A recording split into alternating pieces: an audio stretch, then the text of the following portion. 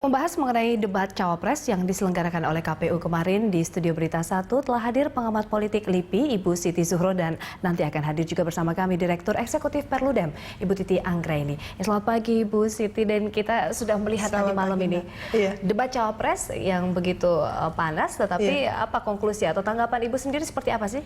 Iya, menurut saya menarik ya, tidak panas, menarik ya. Debatnya sangat substantif ya, diikuti oleh dua Cawapres yang memang kapasitasnya setara ya. Jadi dengan sudah mereka berdua ini malang melintang, tidak hanya sebagai politisi tapi juga di pemerintahan dan punya background yang juga pengusaha gitu. Jadi banyak background yang sama dan tentunya ini menjadikan semacam titik yang memberikan kemanfaatan bagi berdua. Betul. Kalau kita melihat semalam itu luar biasa.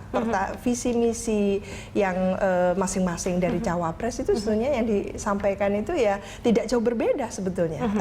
Hanya bagaimana masing-masing menyampaikan kepada masyarakat dengan memberikan emphasize, dengan memberikan penekanan-penekanan yang penting tadi yang memang publik sedang menunggu. Lah, ini yang mungkin Pak JK gitu ya, dengan semua pengalamannya relatif linier gitu ya, memberikan itu tidak ada emphasize ya.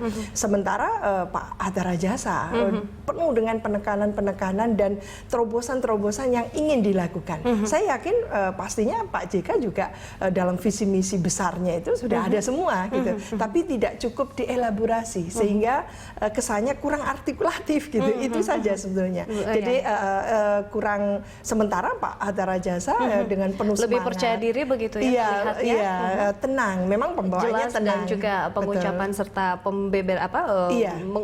melihat definitif dari visi misinya itu lebih detail begitu ya Ibu. Betul, sangat mudah dipahami dengan ilustrasi konkret berupa kebijakan-kebijakan yang akan dilakukan ya, tentunya akan memang Cawapres itu. Jadi yang akan dilakukan ke depan, kira-kira 5 tahun ke depan pembangunan SDM kita itu sebetulnya harusnya apa yang dilakukan. Lah, itu menarik sekali ketika katakan ada keberpihakan yang luar biasa dari visi misinya itu tentang bagaimana meningkatkan kualitas SDM kita, mulai yang berupa hanya pelatihan-pelatihan sehingga memberikan kejuruan SDM itu betul-betul nanti adalah yang skill labor. Ya, ada tambahan juga 10 triliun Ibu ya di bidang riset sendiri. Untuk riset ini yang menyenangkan karena kami di lembaga riset tentunya sebagai peneliti kita sangat mengapresiasi ya. Jadi para peneliti ke depan bisa agak lega sedikit karena apa? Diberikan tidak hanya dana tapi peluang untuk memberikan satu pemikiran-pemikiran yang sifatnya kontributif untuk kebijakan pemerintah. Itu luar biasa menurut saya, yang selama ini rasanya kurang diapresiasi apa yang kami lakukan. Nah, dari kedua Cawapres ini juga memberikan ada dua kesamaan begitu Ibu, bahwa pihak swasta akan digandeng. Ketika menggandeng pihak swasta, masing-masing akan diberikan juga insentif, dan Pak JK mengatakan ada non-tarif barrier di mana ada deduction dari tax begitu, dan Pak Hatta Rajasa mengatakan juga memang ini akan diberikan insentif-insentif berupa berbagai fasilitas dengan turunan bahwa perguruan tinggi bisa melakukan riset begitu bersama dengan pihak swasta. Ini Ibu melihatnya seperti apa? Ini positif sekali. Jadi dalam hal itu sebenarnya tidak terlalu jauh berbeda, khususnya ketika ada keberpihakan untuk memberikan seluas mungkin tanpa ada semacam fokus hanya pada daerah-daerah di Pulau Jawa. Tapi ini merata bahkan untuk Indonesia, masyarakat Indonesia kurang beruntung di bagian timur, bagian tengah seperti itu. Jadi ini menyenangkan sekali, apalagi nanti ada jejaring sinergi ya antara pemerintah, masyarakat dan tentunya dunia usaha. Ini harus dilibatkan karena memang nantinya pun mereka ini akan menjadi user gitu ya, dunia usaha. Ini yang kita harapkan bahwa bagaimana Indonesia ke depan adalah lebih meningkatkan produksi sehingga impor itu bisa dikurangi. Memproduksi tadi itu butuh tenaga manusia yang bagus gitu ya, ditunjang oleh IPTEK gitu ya. Jadi kecanggihan IPTEK betul-betul bisa direalisasikan melalui peningkatan kualitas dari SDM sendiri, sehingga nanti ketika memproduksi lah ini langsung menggunakan tenaga kerja manusia Indonesia, dan kita bisa menghentikan impor besar-besaran begitu, tidak hanya impor barang dari luar, tapi bagaimana kita mungkin menghentikan yang namanya kebijakan mengirim TKW, TKI. Dan saya sangat simpati ketika TKW disebutkan betul, tidak ingin mengirimkan lagi tenaga kerja wanita, mungkin ada moratorium, ada perubahan moratorium ini. Karena apa? Memang sangat mengenaskan untuk sebagian besar perempuan yang dikirim ke luar negeri yang hanya sebagai domestic workers, sebagai pembantu rumah tangga. Ini yang juga bukan hanya karena kasihan mereka, tapi ini adalah potret dignity bangsa ini. Kalau kita terus-menerus mengirim unskilled labor, apalagi perempuan seperti itu, ini sama dengan bahwa sebetulnya pemerintah membiarkan gitu ya warga negaranya untuk hidup tidak layak dan bahkan gitu ya disubordinate gitu ya di luar negeri, dan tentunya mengalami pelecehan-pelecehan yang tidak perlu itu. Nah, ini yang menurut saya sangat simpati. Program-program yang sifatnya terobosan yang bisa memberikan semacam relief ya bagi masyarakat Indonesia, khususnya perempuan, dan tentunya masyarakat secara luas yang kurang beruntung, dan ada kesadaran yang penuh bahwa pendidikan nomor satu.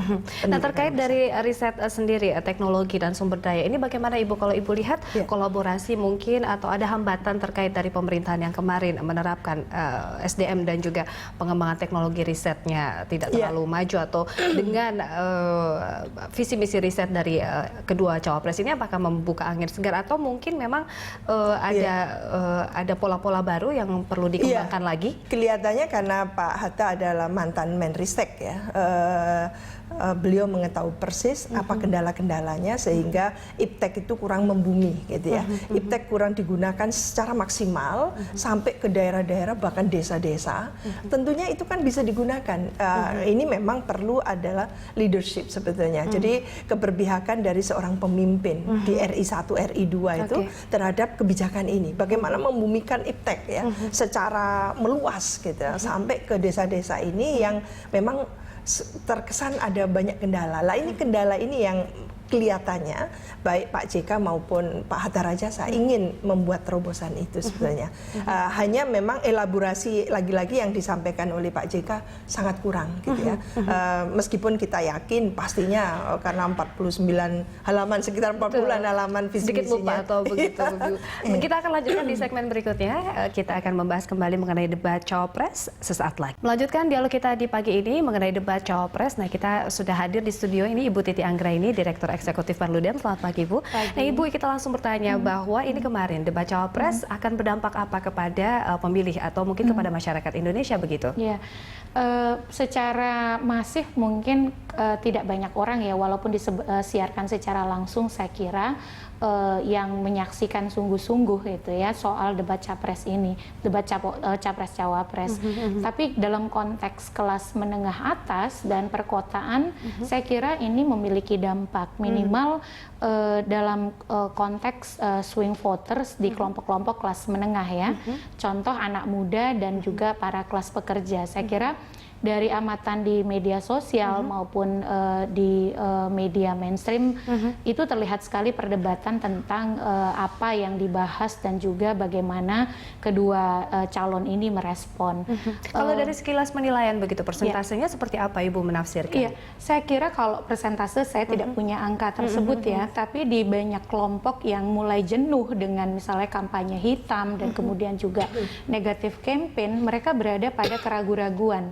Gitu ya, makanya kan muncul fenomena capres nomor 3 Persatuan Indonesia dan seterusnya ya, I stand on the love side dan seterusnya. Itu kan karena menunjukkan kelelahan mereka kepada pemilih atau tim sukses yang terlalu militan atau menjadi die hard bagi timnya masing-masing. Apakah visi misi ini dari kedua cawapres tadi malam yang cukup detail begitu Pak Hatta Rajasa, begitu pula dengan Pak Yusuf Kalla, apakah ini bisa membawa angin segar atau mungkin bisa memberikan warna atau perubahan baru bagi swing voters, bagi juga pemilih lainnya begitu? Iya, kalau saya amati semalam saya mencoba melihat timeline di Twitter dan Facebook ya, banyak sekali ternyata beberapa teman yang tadi semula berpendirian pada salah satu kelompok mulai ragu begitu ya. Oh ternyata ada calon lain yang bisa dilirik, ternyata punya retorika yang cukup bagus, kemudian bahasanya terstruktur dan lain sebagainya, itu mulai agak berubah nih arah anginnya. Ada peralihan gitu. dari pemilih ada begitu ya? peralihan dari terutama kelompok menengah atas ya dan kelompok terdidik.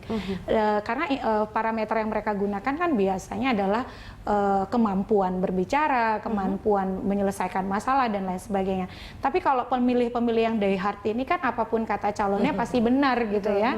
Dan pasti tidak akan pengaruh, akan melihat dari angle yang apa yang dia suka gitu. Dan ini kalau kita lihat di Twitter juga dan Facebook banyak begitu. Nah, Ibu Titi dan juga Ibu Siti Zuhro, kita tampilkan dulu, ini ada grafis, ada riset, ini terbaru.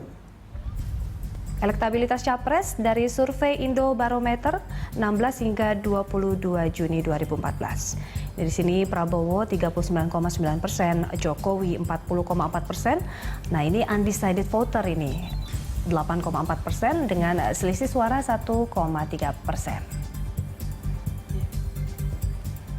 Ya, 8,4% ini masih bisa dimanfaatkan undecided voters begitu. Ibu. Ibu melihatnya kansnya akan seperti apa nanti? Iya, saya kira kan ini kalau dilihat dari angka selisih bisa dikatakan sebenarnya hampir tidak ada selisih ya. Betul. Karena selisih itu kan sangat kecil Tipis sekali gitu, ya. tipis sekali. Kalau apalagi masuk margin of error ya. Tapi jangan lupa ada undecided voters yang saya kira kebanyakan ini dari kelas anak muda dan kelas menengah itu. Kalau di kelas bawah kalau saya amati lebih terpeta dukungan kepada salah satu kelompok. Nah, ini sangat mungkin terjadi perubahan dalam beberapa hari terakhir, apalagi kalau misalnya ritme debat ini terus berjalan kan. Kalau kita lihat, kita harus akui bahwa dari debat semalam, kalau kita lihat komentar-komentar, itu orang mulai melihat sosok Hatta dari aspek yang lain gitu ya. Selama ini kan cenderung bahwa Hatta itu tidak banyak bicara. Betul, ya. yang lebih banyak berbicara lebih Pak banyak karena Prabowo debatnya begitu juga ya. debat capres-cawapres begitu. Ruang-ruang itu lebih banyak diisi oleh Prabowo dan sosok Prabowo yang harus kita akui juga dalam pemberitaan juga mulai naik gitu. Nah, semalam orang melihat dari sisi lain dari seorang Hatta Rajasa, pemikiran-pemikirannya yang mungkin selama ini di kementerian juga kan diekspos hanya hal-hal yang spesifik begitu. Nah, semalam ketika ada perdebatan saling semalam itu kan santun sekali ya debatnya. Artinya indikator penilaian masyarakat baik begitu terhadap pasangan Prabowo Hatta begitu ya. Kalau dilihat dari semalam dan juga respon sangat dari sederhana sosial media ya. Dari sosial media, dari yang kelompok-kelompok yang kita amati yang memang bukan pemilih salah satu kelompok, melihat ada aspek yang berbeda dari pasangan calon cawapres nomor 1. Ya.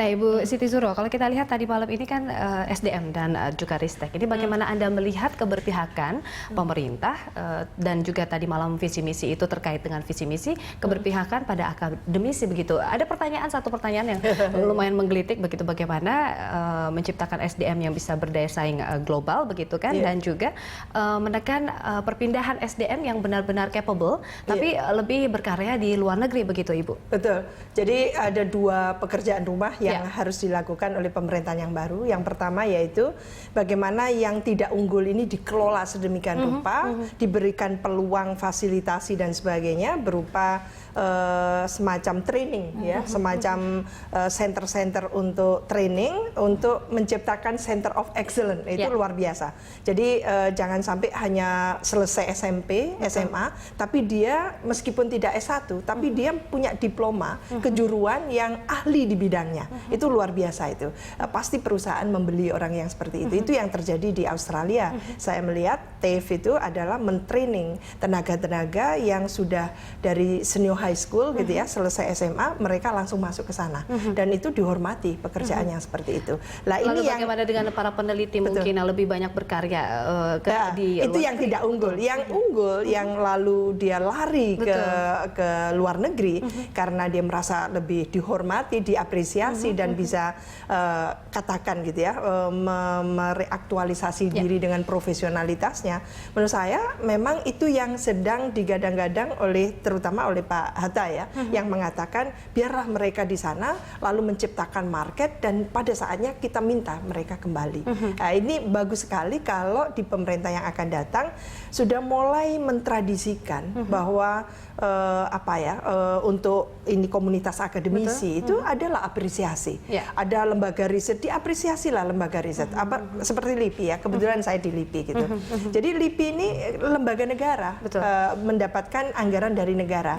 Lalu kalau melakukan penelitian yang sedemikian rupa, rumitnya dan sebagainya itu, hasilnya ya mestinya tidak berhenti dibuang di rak buku begitu saja lah. Ini yang selama ini tidak ada apresiasi yang memadai. Ada outputnya menghasilkan produktivitas juga bagi ke depan memang kita melihat ada semacam reformasi terhadap birokrasi, termasuk bagaimana mereformasi lembaga-lembaga, institusi-institusi agar lebih fungsional, termasuk LIPI ini. Kita harus jeda dulu, Ibu Siti Zuhro dan juga Ibu Titi Anggreni. Kita jeda setelah pariwara berikut. Tibalah kita di segmen penghujung membahas mengenai debat cawapres. Nah, Ibu Siti Zuhro ini punya kritikan tidak terkait dari visi misi dari kedua cawapres dan juga untuk lebih ke depannya debat akan seperti apa begitu kritisinya? Kami sebagai peneliti, sebagai intelektual, tentunya komunitas ini sangat menyimak secara seksama semua debat-debat ini. Dan jangan dianggap remeh. Debat ini akan berpengaruh menurut saya, karena ini memang dari waktu ke waktu kan ada pergeseran, dan tentunya calon presiden, calon wakil presiden akan kita ukur, kita takar, kita nilai melalui bagaimana mereka menyampaikan visi misi, bagaimana mereka menyampaikan argumentasinya, apa yang akan dilakukan, kebijakan-kebijakan inovatif dan terobosan apa yang akan dilakukan. Nah, di situ sebenarnya apa yang disampaikan itu sudah menyatu di dalam dirinya adalah apakah yang bersangkutan punya kapasitas. Sebetulnya itu yang kita pikirkan.